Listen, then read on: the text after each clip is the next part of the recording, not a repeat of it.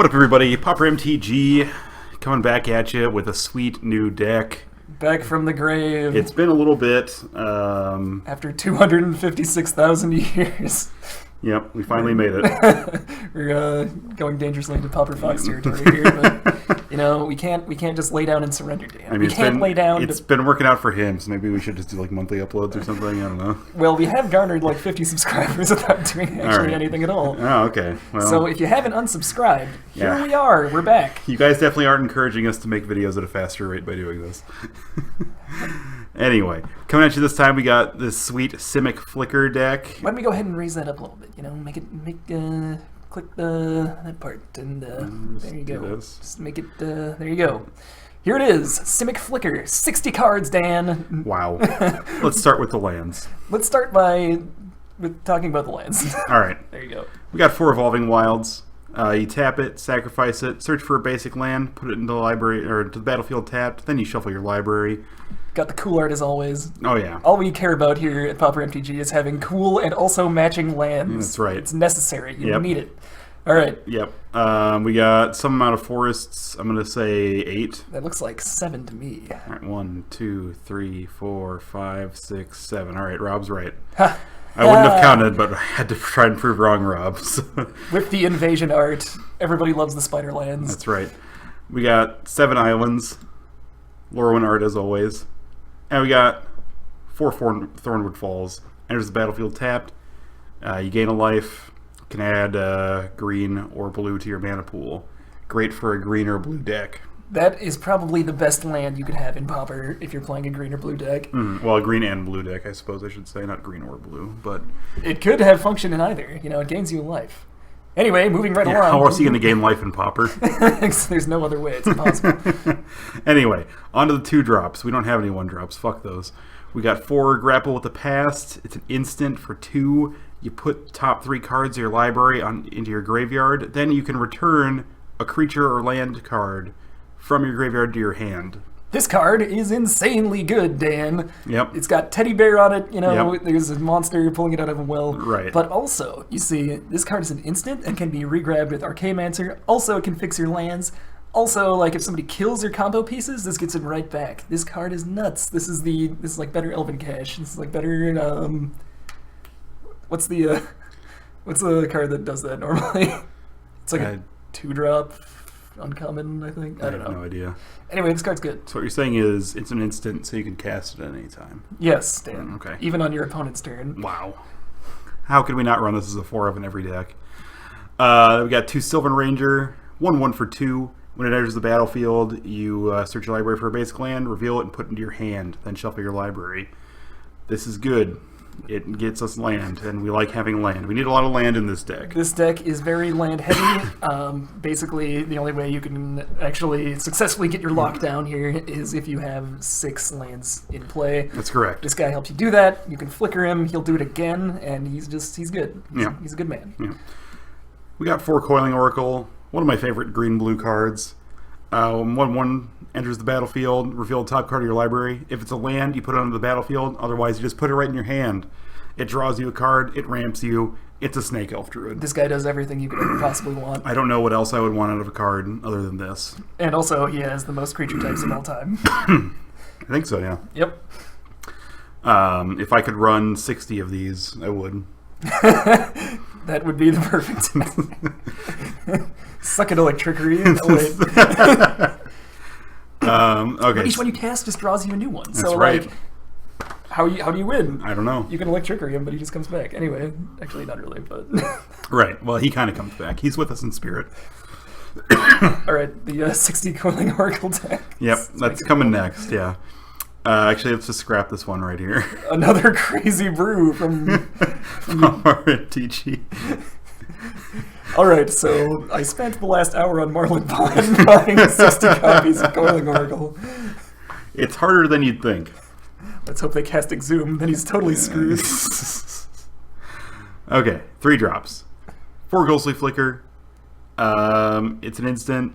Exile 2 target artifacts, creatures, and or lands you control. Then return those cards to the battlefield under your control. Now, you might recognize this card from decks like the Drake deck that was banned. This card in my opinion, is actually the problem. It's not all the crazy untaps and shit. Right. This is like the most broken card in Pauper, and you're gonna see this card everywhere. And So? yeah, it's so abusable, Dan. Even in like the control decks, you know, they do the Mulldrifter flicker shit, and it's just like Right, I suppose. it's a combat trick. This thing does everything you want. This thing is the best card in the format, easily. So I made a deck, which is this one, specifically to abuse it. So let's find out how we do that. All right, let's abuse the shit out of this.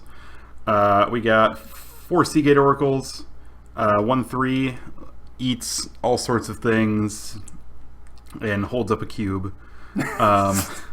Everything you could ever want in a card. When it enters the battlefield, you look at the top 2 cards of your library, put one of them in your hand, and the other on the bottom of your library. So it's a 1/3. It's a picture of a guy holding a cube. Damn it. Oops. Back in true form. And once it. again. I'm gonna just mute my phone. Usually, I'm like really good about that too. What is so important? Phone noises ensue. Anyway, Alright, so he's got the cube. He's got the cube. He draws you a card. He knows where the secret entrance is. Yep. It's your opponent's asshole. Yep. And he dies to nothing. Nothing can kill him. He's a good blocker, and you're going to notice a theme in this deck. Every creature in this deck does something cool when it comes into play, Dan. That's right. Which is pretty good if you have effects like Ghostly Flicker. Wow. Moving right along. Yep. We got 4 Wood Elves. It's a 1/1. Yeah, when it enters the battlefield, you search for a card, forest, and you put it right into the battlefield. It's not even untapped. No, this is a rampant growth attached to a creature that can only get forest. It's like better than rampant growth, though. Yeah, because rampant growth comes to play taps. There you go. And he's a 1/1. That's right. That can be Ghostly Flicker. Are you noticing a theme? I think we just pointed out that there was indeed a theme, yes. Alright, I'm going to keep pointing it out. Alright, thank you. We got 4 Temporal Spring. For 3 mana, you put target permanent on top of its owner's library. This can... the Karoo lands really don't like seeing this. No. Because that's just a huge setback. This is a crucial piece in our pseudo combo. It's more of a lock, really, I guess. This I guess card, it is a combo, technically. It's kind of a... Yeah, it's a combo lock or whatever. Anyway, so you're trying... Lock-mo. Dark Side Phil snorting. We're doing good, boys. Gotta get the other barrel. So, what happens when this card is cast is it puts a permanent on top of your opponent's library. This can be a land, this can be a creature, this can be anything you could possibly desire, Dan. As long as it's a permanent. Yes. So, we got Ghostly Flicker and things that can recur this. So, basically, the end game is to just cast this guy repeatedly until your opponent realizes they can't win and scoops the game. Yep. And perfect. Yeah, I mean, even on its own, this card can be a huge annoyance because it's like... It can be a huge tempo gain depending on a right. deck that you're playing against. Right. Karoo lands, yes. Yes, excellent. Karoo lands. They really hate this. You can also put your Thornwood Falls on top of your deck, then cast it to gain a life. That's right. But we're not going to do that. We might. I'm struggling to find a scenario in which we will do that, but okay. I'm definitely going to do that once I get the sticks. Of course. 4 drops. We've only got 1. It's Archaeomancer. He's a 1/2. When he enters the battlefield, you return target instant or sorcery card from your graveyard to your hand. Basically, Ghostly Flicker and like these guys are stupidly good. Yes, so the end game is to have a creature that comes into play that does something, right? Which is good with Ghostly Flicker. Right. You cast Archaeomancer, you can either get back your Ghostly Flicker, which can be an enormous value swing in this deck. You can get back your Temporal Spring to lock your opponents out of the game, assuming you have 2 Archaeomancer effects, of which we have multiple. Yep. You know? And just generally this guy is straight up value. Yep. I agree. I don't think I'm doing a good job of explaining this. No, You're going to see in matches. Don't worry. It's going to be great. No, it's easy enough. Just give me fucking 900 subscribers. I hate you. Moving on to the 5 drops, we've got 2 Mnemonic Walls. This is just Archaeomancer. But it's a worse Archaeomancer in the deck, but we do want to have more than, I think, just a 4 of Archaeomancer, because the end game is to get 2 of right, these. because we need 2 of these, because we Ghostly Flicker both of them, we get Ghostly Flicker and Temporal Spring back is the end game. Then we got Mulldrifter, a 2/2 with flying, enters the battlefield, you draw 2 cards, you can invoke it for 3 to just sack it and just get the 2 cards to make it a divination. That could potentially also be a 2/2 with flying. I mean, this guy is, everyone knows Mulldrifter, it's the most, like, value card in Pauper. Yep, like, and with Ghostly Flicker, it's it gets insane. even more value. And, yeah. Yeah, this card's good. Then we got 6 drops. We got 2 Vedalken Dismissers. This is a Grizzly Bear for 6 mana. Yeah, but it puts the creature on top of the owner's library, Yeah. right? So, I mean, you can lock your opponent out, supposedly You don't on turn even 6. necessarily need the Temporal Spring if you just have, like, Yeah, this I mean, and you'll also need Archaeomancer or something. one Archaeomancer effect in play to make this guy effective. Right. I think this guy should be, like, a 4 of, but Dan says he's bad. I Dan never- says a 2/2/6 drop is bad, and I just don't quite believe that. So, I mean, if you want to build this deck in the true way, Right. the true All right, well, way, what would you take out for Vedalken Dismisser then? Well, you don't need your additional copies of the Archaeomancer effects, so easily the Mnemonic Wall. Okay. Am I wrong? I don't know. I guess we'll find Then out. again, I guess I kind of would Temporal Spring as well. So, I mean, then it just opens up 4 slots, so boom. We can make this deck even more sick, and That's Dan amazing. just refuses to do it. That's right. I'm just a hater. So that's the main deck. Heading on to the sideboard, we got 4 Hydroblasts, 1 mana instant. Choose 1. Just counter target spell if it's red. Destroy target permanent if it's red. Says fuck you to decks that are red. I'm just going to go ahead and say this right now. Yep. The sideboard sucks. It's not great. No, this is fine. Well, I mean, it's fine. It's very Yeah. generic and also kind of bad. Okay. Then we've got 4 Aerial Volley. Deals 3 damage divided as you choose among 1, 2, or 3 target creatures with flying. This wrecks like Delver.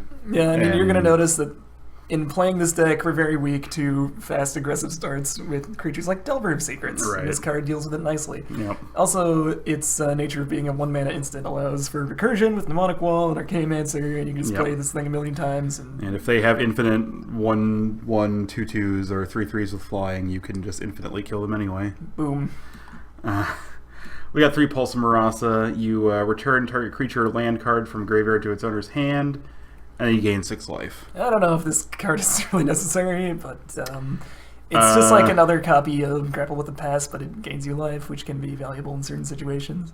Okay, let's say we're playing against the Exhume Shenanigans deck, and they Exhume. Wait, can we do that So- with Grapple with the Past too? No, because it's Oh, this one specifies your graveyard, but this one we could.